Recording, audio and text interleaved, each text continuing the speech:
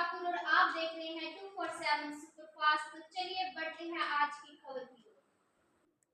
श्रीनगर गढ़वाल में जतेंद्र नेगी आत्महत्या प्रकरण को लेकर जनाक्रोश लगातार बढ़ता जा रहा है। गुस्साए लोगों ने कैंडल मार्च निकालकर न्याय और सख्त कार्रवाई की मांग उठाई है। तलसारी गांव के युवक जतेंद्र नेगी ने कुछ दिन पहले आत्महत्या कर ली थी। परिजनों का आरोप है कि मुख्यमंत्री के करीबी रहे भाजपा युवा नेता हिमांशु चमोली ने मानसिक और आर्थिक उत्पीड़न कर युवक को आत्महत्या करने पर मजबूर किया है। इसी के विरोध में रविवार को श्रीनगर के पौड़ी बस अड्डे से गोला बाजार तक कैंडल मार्च निकाला गया। इस दौरान बड़ी संख्या में स्थानीय लोग, विभिन्न संगठनों के पदाधिकारी और पीड़ित परिवारजनक शामिल थे। मृतक की बहन, भाई और पिता भी इस कैंडल मार्च में आगे बढ़ते हुए न्याय की मांग कर रहे थे। प्रदर्शनकारियों ने हिमांशु चमोली को फांसी की सजा देने, साथ ही साथ पीड़ित परिवार को सुरक्षा और उचित मुआवजा देने की मांग की है। उनका कहना है कि मामले से जुड़े 4 आरोपी अभी भी खुलेआम घूम रहे हैं और पुलिस कोई कार्रवाई नहीं कर रही। लोगों ने मुख्यमंत्री पुष्कर सिंह धामी पर भी नाराजगी जताई है। उनका कहना है कि सीएल थराली आपदा प्रभावित क्षेत्रों के दौरे पर इसी मार्ग से गुजरे, लेकिन उन्होंने मृतकों के परिवारों से मुलाकात करना तक जरूरी नहीं समझा। इससे जनता पर गहरा रोष हुआ है। इस मौके पर कांग्रेस जिला अध्यक्ष विनोद नेगी ने आरोप लगाया कि भाजपा नेताओं के खनन और जमीन माफियों से गहरे रिश्ते हैं और हिमांशु चमोली की करतूतें इन्हीं कड़ियों का हिस्सा है। उन्होंने कहा कि प्रदेश में अवैध खनन और प्रॉपर्टी के गोरख धंधे को सरकार का संरक्षण मिला हुआ है और इसी आर्थिक शोषण ने जतेंद्र जैसे युवाओं को आत्महत्या जैसे कठोर कदम उठाने पर मजबूर किया है। कैंडल मार्च में कांग्रेस के साथ साथ यूकेडी और अन्य विपक्षी दलों के नेता भी शामिल रहे हैं। पूर्व विधानसभा सचिव जगदीश चंद्रा, कांग्रेस एसएससी विभाग अध्यक्ष श्रीकांत, ब्लॉक अध्यक्ष कुलदीप रावत, जिला पंचायत सदस्य चंद्रभानु बिष्ट और यूकेडी की सरस्वती नेगी समेत कई स्थानीय लोग बड़ी संख्या में उपस्थित थे। जनाक्रोश लगातार बढ़ रहा है। जनता खुलकर न्याय की मांग कर रही है। अब देखना यह है कि सरकार और प्रशासन इन संवेदनशील प्रकरण पर क्या कार्रवाई दिखाती है। तो आप क्या कहना चाहेंगे? देखिए, सबसे पहले मैं ये कहना चाहूँगा कि ये उत्तराखंड हम लोगों ने इसलिए बनाया था कि हम उत्तराखंड के लोग यहाँ सुख शांति से रह सकें, अमन चैन से हम अपना जीवन यहाँ पर यापन कर सकें और हमारे यहाँ पर जो स्थानीय युवा हैं उनको यहाँ पर अपना स्वरोजगार मिल सके। वो सपना तो सरकार ने हमारा पूरा किया नहीं, बदले में हम लोगों को यहाँ पर लगातार आपने देखा होगा जिस तरह प्रताड़ना दी है। आपने देखा होगा, चाहे पूर्व में आप अंकिता भंडारी वाला मामला देखेंगे तो वहाँ पर भी आपने देखा होगा कि आज ये गोला बाजार यहाँ पर साक्षी है। हम लगातार इसी तरह से यहाँ पर लगातार सरकार के खिलाफ मोर्चा खोलते हैं और उसके बाद सरकार अपनी मनमानी लगातार किए जाती है। कोई भी न्याय हमारे यहाँ के स्थानीय लोगों को नहीं मिल पाता है। उसी क्रम में आज हम लोग यहाँ पर मौजूद हैं। आपने देखा होगा सब लोग भरी बारिश में कैंडल मार्च के साथ यहाँ पर आए हैं और इस कैंडल मार्च में आने का जो मेन मकसद है वो ये है कि अभी 3 दिन पहले हमारे जो भाई हैं जितेंद्र कुमार जी, जिस तरह से उनको मजबूर कर दिया गया, उत्तराखंड के जो दरिंदे थे उन्होंने मजबूर कर दिया कि उनको आत्महत्या करनी पड़ी। और परिवार का लगातार आरोप है कि उनका जो मुख्य आरोपी है हिमांशु चमोली, वो सलाखों के पीछे है, लेकिन उसके साथ के जो 4 लोग हैं वो अभी भी बाहर घूम रहे हैं। हमारा उत्तराखंड सरकार से अनुरोध है, करबद्ध निवेदन है यहाँ के मुख्यमंत्री जी से, यहाँ की जिलाधिकारी महोदय से, यहाँ के एसएसपी महोदय से कि वो जल्दी से जल्दी उन 4 लोगों को गिरफ्तार करें और इस परिवार को जिस तरह कई प्रोटेक्शन हो वो यहाँ पर मुहैया कराएं। अगर ऐसा नहीं होता है तो निश्चित रूप से हम युवाओं को, उत्तराखंड के लोगों को मजबूर होकर सड़कों पर उतरना पड़ेगा, जिसकी समस्त जिम्मेदारी शासन प्रशासन की होगी। और ये आज तो सिर्फ एक संकेत है, आने वाले समय में ये आंदोलन और उग्र होगा। आप यहाँ पर देख लीजिएगा, निश्चित रूप से सरकार को चेतना होगा, नहीं चेतेगी तो निश्चित रूप से हम बहुत बड़ा मोर्चा यहाँ पर खोलेंगे। देखिए, पहली बात मैं कहना चाहता हूँ कि अभी आपने कुछ समय पूर्व देखा हुआ कि हमारे अनुसूचित जाति समाज के जितेंद्र भाई ने अभी एक दर्दनाक हत्या उनकी हुई है। मैं उसे हत्या ही कहूँगा कि कहीं ना कहीं जो भारतीय जनता पार्टी के जो गुंडे, जिनके संरक्षण में हमारे मतलब पुष्कर सिंह धामी जी के संरक्षण में पैदा हुए गुंडे जिस समय यहाँ पे पैदा हुए हैं, उनके द्वारा जो ये कृत्य किया गया, उनके द्वारा जो प्रेशर बनाया गया, उनके द्वारा जो ठगी करी गई, उसका शिकार होकर जितेंद्र भाई ने जो अपनी आत्महत्या करने का काम किया है, वो एक बहुत ही शर्मनाक काम है। और मेरे सरकार से यही उम्मीद है, यही उनसे एक मांग है कि जल्द से जल्द मौत के बदले मौत, फांसी हिमांशु चमोली को दी जाए। और मैं आज दिन में परिवार के साथ वहाँ मौजूद था और मैंने परिवार से पूरी वार्ता करी और मैं अपने संगठन के साथ वहाँ मौजूद था। और मेरे को जो पता चला कि वहाँ से कि अभी 3-4 अपराधी अभी बाहर घूम रहे हैं और उसी के चलते मैंने अपने देहरादून के सीओ से भी बात करी और उनसे भी कहा है कि आप जल्द से जल्द उन अपराधियों को पकड़े। अगर आप नहीं पकड़ते तो हमारे समाज के जितने संगठन यहाँ पे मौजूद हैं वो उग्र आंदोलन करने के लिए तैयार हैं। अगर ये इसी तरीके से चलते रहे, इससे पहले बहन अंकिता भंडारी का भी कांड हुआ था, उन्होंने भी उनको उसी तरीके से इनको छोड़ने का काम किया, इसी तरीके से उन्हें संरक्षण दिया।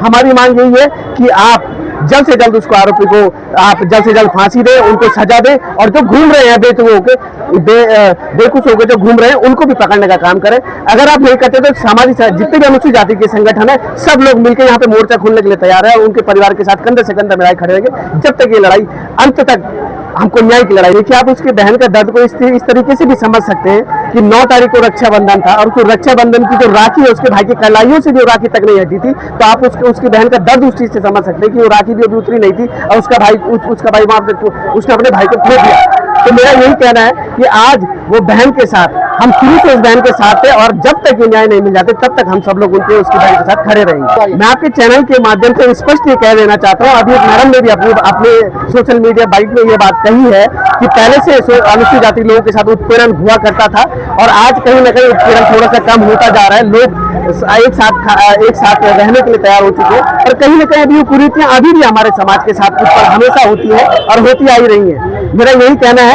कि आप देखिए कि अगर ये किसी और का जुलूस होता, ये किसी अदर कास्ट का जुलूस होता तो ये शायद बड़ा होता, पर आज आपको देखने में इस चीज को नहीं कि आज लोग यहाँ पे पब्लिक खड़े होने के लिए तैयार नहीं है। तो ये भी अपना आप एक शर्मनाक बात है। मैं पब्लिक की जनता से कहना चाहता हूँ जिस तरीके से अंकिता भंडारी के लिए आप लोग रोडों पे उतरे थे, आप जितेंद्र भाई के लिए भी रोडों पे। हमारी मांग ये है सर कि हमारा शासन प्रशासन पीड़ित परिवार को सुरक्षा दे, उनका जितना भी इसमें डैमेज हुआ है, चाहे वो धोखाधड़ी हो, चाहे वो किसी भी प्रकार का डैमेज हो, सरकार हिमांशु चमोला से उसे पूरा करवाए। जो 4 अपराधी बाहर घूम रहे हैं उन्हें गिरफ्तार करें और बाकी पे भी जिनपे भी परिवार वाले आरोप लगा रहे हैं उनके खिलाफ भी कड़ी से कड़ी कार्रवाई की जाए। ये बेहद दुखद है कि हमारे उत्तराखंड के शांतवादियों में हम हर साल अपने युवाओं को खोते जा रहे हैं, कभी बेटंकिता के रूप में, कभी जितेंद्र भाई के रूप में। तो मैं सरकार के साथ साथ अपने समाज से भी गुहार लगाना चाहूंगी, यदि आप नहीं चाहते हैं कि आपके सरकार की तानाशाही, आपके सरकार के पाले पोसे गए गुंडों की गुंडागिर्दी आपके बच्चों के साथ चले, तो आप सभी सम्मानित, मेरे उत्तराखंड के सभी सम्मानित भाई बहन जितेंद्र भाई की न्याय की लड़ाई में उनके परिवार के साथ खड़े हैं और कुछ भी हो जाए हमें हर हाल में अपने जितेंद्र भाई के लिए न्याय चाहिए, क्योंकि ये बेहद दर्दनाक है। एक 32 साल का नौजवान बच्चा हमने खो दिया, वो भी सिर्फ और सिर्फ सरकारों के साए में पल रहे गुंडों के कारण। ये बेहद दर्दनाक है।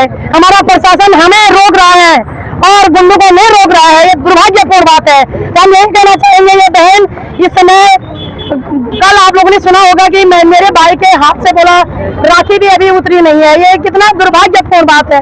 मेरा भी है कि एक भाई आर्मी में है भाई बहनों, और मैं तो कोई मेरे भाई को खरोच गया है तो मेरे को खून खोल जाता है, और इस बहन ने अपने हाथों से उस भाई का खून साफ किया। जब मैं माँ के खून के घर में गई, वो माँ कितनी वेदना से तड़प रही है, कैसे अपनी छाती पीट रही है। तो जो भी दोषी हैं उन्हें गिरफ्तार करें, और साथ ही में यहाँ पे बहुत से हिंदू हृदय सम्राट बने थे, उनसे भी मैं चैलेंज करती हूँ, यदि आप सचमुच में हिंदू हृदय सम्राट हो तो आइए और इस भाई की लड़ाई लड़े। क्या जितेंद्र भाई हिंदू नहीं था? और यदि नहीं है तो तुम क्यों उनके घर में वोट मांगने जाते हो? आज मैं सबसे पहले अपने जितेंद्र भाई और उनके समाज से माफी भी मांगना चाहूंगी कि हम लोगों ने 4-5 सालों से आपके साथ जो छुआछूत किया, जो भेदभाव किया, उसके लिए हम दिल की गहराई से माफी मांगते हैं।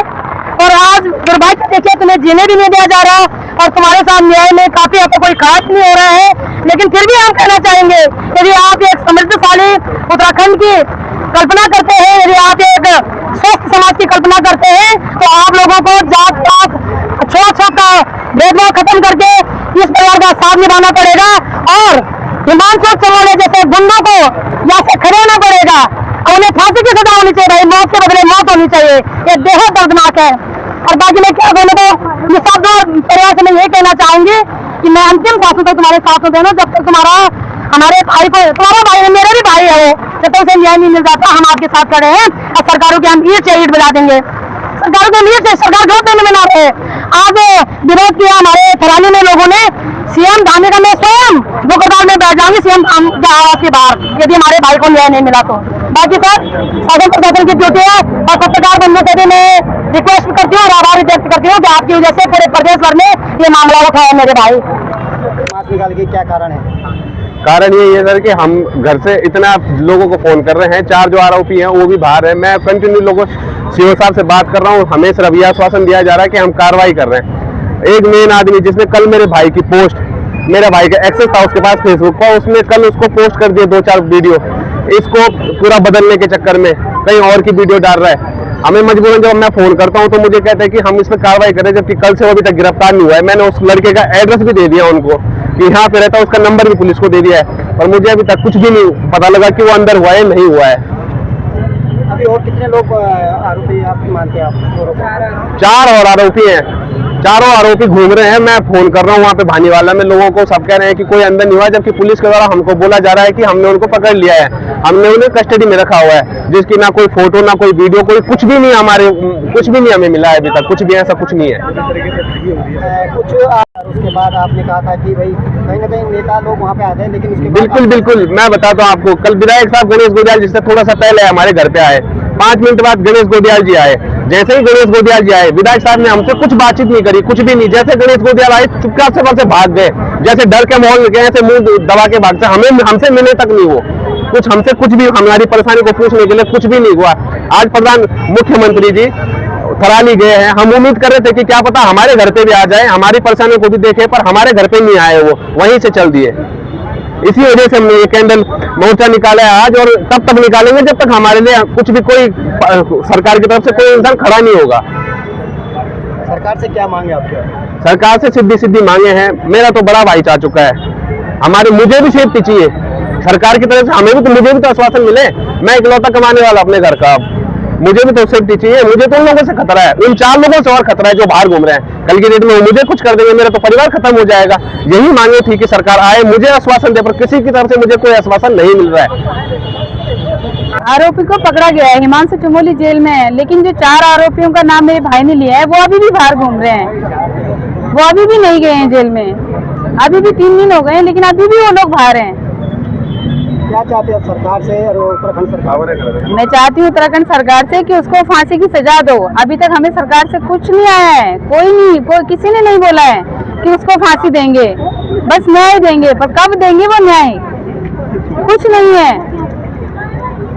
ना। वो 4 आरोपी जो है, शुभम खंडूड़ी है, एक मोहित करके एक है, कोई कुंभ करके कोई है, क्या नाम था उनका, विकास शाह करके हैं, ये लोग नहीं है, अभी भी जेल से बाहर है ये लोग पुलिस के हाथ से, अभी भी इन लोगों को नहीं पकड़ा गया है। आज फिर कैंडल मार्च निकालने की जरूरत क्या पड़ी आपको? कहाँ है सरकार हमारी? आपने देखा आई कोई सरकार आगे? कहाँ है? पुष्कर सिंह धामी जी ने कुछ बोला? नहीं बोला, अभी तक कुछ नहीं है। वो बस है, अभी वो रखा हुआ है उसे वहाँ जेल पे। आज वो थराली गए थे, आज माननीय मुख्यमंत्री पुष्कर सिंह धामी आपका क्षेत्र थराली गए, हाँ जी। तो आप क्या कहना चाहेंगे बेटे के नाते से अपने भाई के न्याय के लिए? सर मैं बोलना चाहती हूँ, यहाँ भी आए, हमें जरूरत है उनकी, वो सरकार है हमारी, मुख्य है वो हमारे। अगर वो उसे, अब मैं तो उस दिन भी यही मांग रखी थी कि मुझे वो एक आश्वासन तो दें, एक बोले तो सही कि हाँ हम उसे फांसी देंगे, कोई सजा देंगे। कौन करेगा ये सब कुछ? क्या लगता है सरकार कुछ सहयोग कर रही है आपको? नहीं, अभी सरकार की तरफ से हमें कोई सहयोग नहीं आया है, हमें कुछ नहीं है सरकार की तरफ से, सरकार आगे आ ही नहीं रही है। अभी हमारे यहाँ सरकार से कोई नेता है, कोई भी नहीं आया है। बीजेपी सरकार से कोई नहीं है। वो भी चले गए। 2 मिनट के लिए विधायक साहब आते हैं हमारे यहाँ, और सिर्फ 2-3 मिनट हमारे यहाँ पे रुकते हैं और वो भी चले जाते हैं।